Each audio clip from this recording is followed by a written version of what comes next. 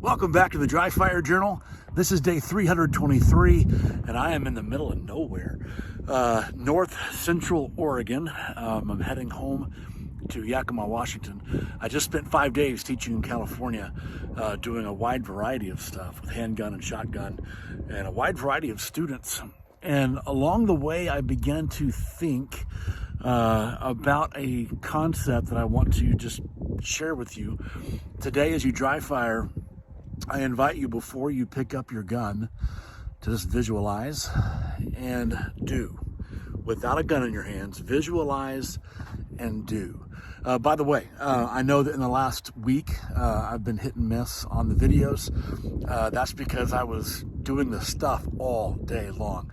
And so I apologize for that, but I'm back. Anyway, visualize and do. It looks like this. If we're going to think about handguns specifically, without putting the gun in your hands, what I want you to do is build your grip as if. And make sure you're leaving a little bit of room for your handgun grip. And I want you to feel what happens to your index. Watch this. If I try to think about my trigger finger high and straight with 1, 2, 3 knuckles worth of contact with the frame and slide of the firearm until I've made the intentional decision to fire, if I think about my index and I build with my support hand, I can totally maintain that index without a frame to press against. I can maintain that. But the moment I start to overgrip with my middle finger, specifically right here, my middle finger, and a little bit with my ring finger, I will watch myself lose my index. Watch. If I am only using my support hand, I maintain my index. Why is this important?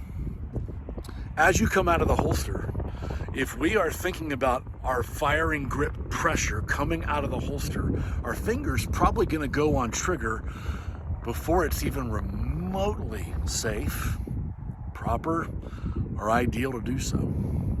So today I want you to visualize and do. Without the gun in your hands, I want you to move through your draw stroke, whatever that looks like for you. Build your pressure and don't let your index finger move until your sights are starting to raise or fall or place somewhere on target. See that little grip right there? That happened the moment I visualized my dot raising up into my eyesight as I begin a more lateral press out on target. It's something I'm starting to work on. But I'm not going to let my index finger move until I get there. And then as I begin to grip more, my index finger sympathetically is going to move.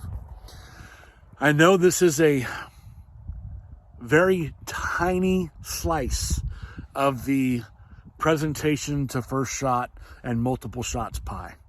I understand that this is just a fraction of what we need to think about. But here's why we're thinking about it. I watched students at differing levels this week come out of the holster, and the moment that their trigger guard cleared the holster, their finger went on trigger. I'm not a big fan of that, and there's a lot of reasons why. One of the biggest ones is safety. One of the other biggest ones is having a negligent discharge in a high pressure situation.